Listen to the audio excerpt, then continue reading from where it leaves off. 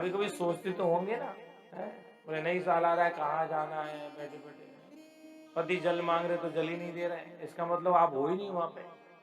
ध्यान है, कहीं भी लग सकता है, कैसी भी लग सकता है। माँ पार्वती ने बीच में ओम नमः शिवाय बोलना बंद कर दिया, और उस पक्षी ने सोचा अगर माँ नहीं बोलेगी तो बाबा कथा रोक देंगे। तो माँ की ही आवाज में ओम नमः शिवाय, ओम नमः शिवाय। जैसे ही सप्तम दिवस की कथा का विश्राम हुआ और भोलेनाथ ने जयकारा लगाया, बोल बाल कृष्ण लाल की जय।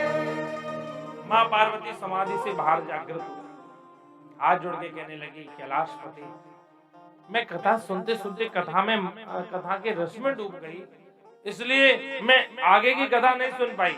मैं यही निवेदन करना चाहती हूँ कि भगवान जब स्वधाम गए तो उद्धव से क्या कह रहे थे। भोलेनाथ ने कहा, देवी आप जब कथा नहीं सुन रही तो आपके परोक्ष में कौन कथा सुन रहा था, आपके बाद कौन कथा सुन रहा था, जो मेरे कानों में ओम नमः शिवाय की धुनी आ रही थी। माँ पार्वती ने कहा, देव क्षमा करना, मुझे तो ध्यान नहीं है।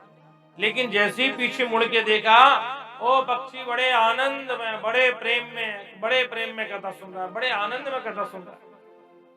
देखिए भोलेनाथ ने मन में विचार किया, आज ये पीछे बैठ के कथा सुन रहा है, अगर मैं संसार के लिए प्रमाणित नहीं करूंगा तो भविष्य में यही चालू हो जाएगा। भोलेनाथ ने कहा, इसको दंड जरूर देना। इसलिए हमेशा नियम है संसार में, चाहे शिव पुराण की कथा हो, भागवत कथा हो, राम कथा हो, कोई भी अष्टादश पुराणों की कथा हो, व्यास गद्दी से ऊपर बैठकर कभी किसी को कथा नहीं सुननी चाहिए, पहला नियम। दूसरा नियम, व्यास गद्दी के पीछे बैठ के कथा नहीं सुनना चाहिए। तीसरा नियम, सामने बैठ के कथा तो सुने पर पांव सामने नहीं फैलाना चाहिए, दोष लगता है। व्यास जी महाराज ये संसार में सबसे श्रेष्ठ अगर कोई गद्दी है, सबसे बड़ी कोई गद्दी है अखिल ब्रह्मांड में, तो केवल और केवल व्यास गद्दी है। व्यासो शिव स्वयं, व्यासो नारायण स्वयं। व्यास साक्षात शिव स्वरूप होता है, नारायण के स्वरूप होता है, साधारण नहीं होता। आप देखिए ना, हमारे यहाँ ब्रज में रासलीलाएं होती हैं, जो छोटे छोटे बालक राधा कृष्ण बनते हैं, जब आकर सिंहासन आरूढ़ हो जाते हैं, उन पर मोर मुकुट धारण हो जाता है, तो जब आके विराजमान हो जाते हैं, हमारे ब्रज के रसिक संत महात्मा जगत गुरु शंकराचार्य सब प्रणाम करते हैं उन्हें, क्योंकि अब वो किसी के साधारण बालक नहीं है, वो साक्षात गोविंद विराजमान है, साक्षात प्रिया जी विराजमान है, राधा रानी विराजमान है। अरे मंदिर के ठाकुरों को तो हमें भावना करनी पड़ेगी, उनको देखना पड़ेगा, उनको अपने हाथ से खिलाएंगे तो भोजन थोड़ी करेंगे, वो तो भावना से पाते हैं। पर ये ठाकुर तो हम अपने हाथ से खिलाएंगे तो प्रसाद भी पाएंगे, हम माला पहनाएंगे तो माला पहनेंगे भी, हम बोलेंगे तो हमसे बात भी करेंगे, हम इनके साथ नृत्य भी कर सकते हैं, हमारे साथ में बोलेगा नाचेगा, ये तो चलता हुआ ठाकुर है, ये कोई साधारण थोड़ी है। इसलिए श्री शंकर जी ने सोचा कि पीछे कथा सुने, ये पद्धति यही समाप्त कर देता हूं। भोलेनाथ त्रिशूल लेकर के कैलाश पर्वत से, हिमालय से, और सुख पक्षी के पीछे पीछे भागे, आगे आगे सुख, पीछे पीछे भोलेनाथ। वो पक्षी वहां से भागा भागा भागा भागा भागा, कहाँ आया, बद्रीनाथ धाम में। बद्रीनाथ जी तो गए होंगे आप। बद्रीनाथ जी से 3 किलोमीटर आगे माणा गांव है, माणा है ना, वहां सरस्वती नदी का उद्गम स्थल भी है, और वहीं व्यास गुफा है। व्यास गुफा के ऊपर जो शिला है ना, वही भागवत जी हैं, जो उसमें आप कटिंग देख रहे हैं, पत्थरों की ऐसी ऐसी कटिंग है, ये भागवत जी की ही पन्ने है। वो पूरी शिला व्यास गुफा के ऊपर भागवत है, प्रत्यक्ष में भागवत है। व्यास जी ने निवेदन किया कि आप पाषाण हो जाओ मां, क्योंकि संसार के लोग बड़े विचित्र होते हैं। किसी ने कह दिया वृंदावन में तटीय स्थान के आश्रम, तटीय स्थान में, हमारे पास में तटीय स्थान आश्रम है, वृंदावन के वृक्ष को मरम न जाने कोई, डाल डाल रूपात पे श्री राधे राधे होए। बोले तटीय स्थान में एक ऐसा पेड़ है जिस पर राधे राधे लिख रही है। हमारा भारतवर्ष तो भेड़ चाल है ना, बस उसमें जाए तो पत्ते तोड़े, कहीं कोई कीड़े ने कुछ बना दी, जी राधे राधे देखो मिलाओ, ये रा, ये डंडा, ये धे बना दिया उन्होंने, अपने मन से ही बना दिया है? और पत्तों को तोड़ना है, पेड़ों को, टहनियों को, पत्तों को तोड़ना ही चालू कर दिया। आखिर में आश्रम के मेहंदी महाराज को लिखवाना पड़ा कि भैया ऐसा कोई पेड़ नहीं है जिसके पत्ते पर राधे राधे है, जिसकी डाली पर राधे है। वृंदावन के वृक्ष के पत्तों में, डाली में राधे राधे भावना से देखिए, प्रत्यक्ष में कहीं कुछ नहीं लिख रहा है, भावना ही करनी पड़ेगी आपको। महाराज वहां से उड़ते उड़ते आए व्यास जी का आश्रम, व्यास जी की पत्नी का नाम बीटिका देवी, क्या नाम था? बीटिका। अवस्था चौथे वन में जा रही थी, भगवान से व्यास जी से कहा, देव क्या हमें कोई पुत्र सुख प्राप्त नहीं होगा? व्यास जी ने कहा, देवी भगवान की भोलेनाथ की कृपा होगी तो जरूर होगा। उसी समय उनको जमाई आई और वो पक्षी सुख मुख के द्वारा हृदय उदर में चला गया। भोलेनाथ आए, व्यास जी ने कहा, प्रभु आप बढ़िया पधारे, कैसे आना हुआ? बोले हमारा चोर आपके घर के अंदर है,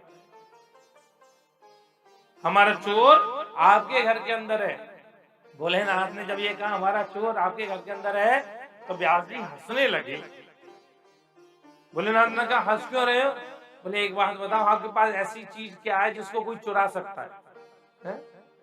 किसी को आपकी वस्तु चुरा करके अपनी जान जोखिम में डालनी है? आप मणिकर्णिका घाट पे रहने वाले, एक बार जाके देख आए तो महाराज रात को नींद ही नहीं आए उससे, गले में सर्पों, बिच्छू कातर आपके पास लटके हुए, भुजंग आपके पास, फिर जरा बताओ आपकी वस्तु क्या है जिसको किसी ने चुरा लिया? संतों के पास क्या धन है? जिसको कोई चुरा सकता है?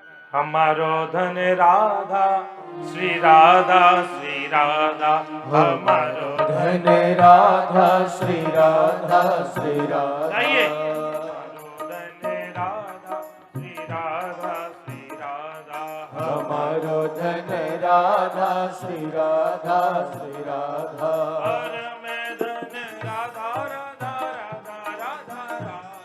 परम धन राधा राधा राधा राधा राधा,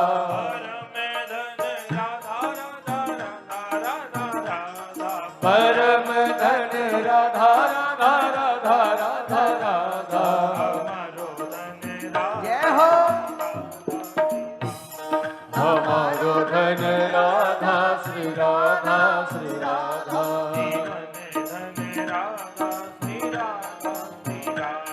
जीवन धन राधा श्री राधा, श्री राधा।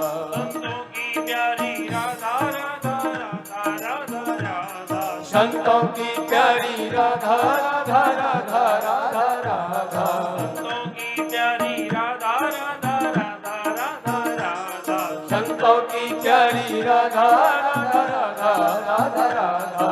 हमारी प्यारी राधा श्री राधा, हमारी प्यारी राधा श्री राधा, श्री राधा।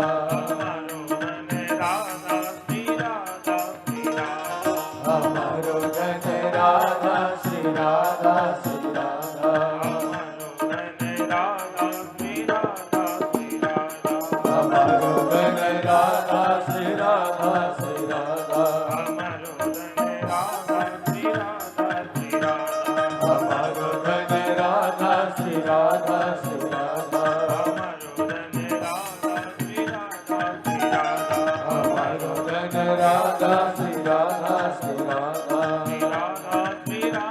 श्री राधा, श्री राधा, श्री राधा, श्री राधा, श्री राधा, श्री राधा, श्री राधा। हमारो धन राधा श्री राधा, श्री राधा। संतों का ये धन है। राधा को उल्टा करो क्या बनता है? धारा। कौन सी धारा? कृष्ण रूपी रस की धारा, वही तो राधा है। और आपको एक बात बताएं, आपको जान के बड़ा आनंद में होगा, श्री धाम वृंदावन में दर्शन करने जाते हैं ना, आप लोग जाते हैं? राधा वल्लभ जी के दर्शन किस किसने किए? कैसे लगते हैं? ये बड़ी विडंबना है हकीकत। हम कथा कम करते हैं, हम प्रैक्टिकली बात ज्यादा बोलते हैं। हम लोग दर्शन करने जाते हैं, चलो विश्वनाथ जी में तो बहुत भीड़ है, वो नीचे उनमें सब दिखते नहीं है, और विश्वनाथ जी एक ही हैं, छोटे से काले काले, बस ठीक है, यही है ना। लेकिन हम मंदिरों में दर्शन करने जाते हैं, दर्शन करके आए, उनसे पूछे दर्शन करने गए, बोले हाँ लॉर्ड बढ़िया दर्शन किए, बोले हाँ। अच्छा ये बताओ भगवान ने कैसी पोशाक पहनी, बताओ, कोई बता सकता? कोई नहीं बता सकता। उनको लेना देना नहीं है। वहां जाकर के मांगने की लिस्ट जो ले जाते हैं, पूरी लिस्ट रहती है इतनी बड़ी। भगवान बांके बिहारी राधा वल्लभ जी इतने खुश होते हैं जब आप लोग जाते हो, इतने खुश होते हैं कि कटिहार से, पटना से, जबलपुर से, बेंगलोर से, दरभंगा से, जहां जहां से भी मेरे प्यारे लाडले भक्त मेरे पास आए, मैं उनसे मिलूंगा, दो बात करूंगा, बड़े खुश होते हैं। लेकिन जैसे सामने पहुंचते हैं और बस लिस्ट, भगवान बोले ये भी मंगता आ गया। हकीकत है। अरे कोई तो मेरा अपना आए, हम अपना ही जाके उनको बोलते हैं, कभी उनसे जाके कहते हैं आप कैसे हो प्रभु,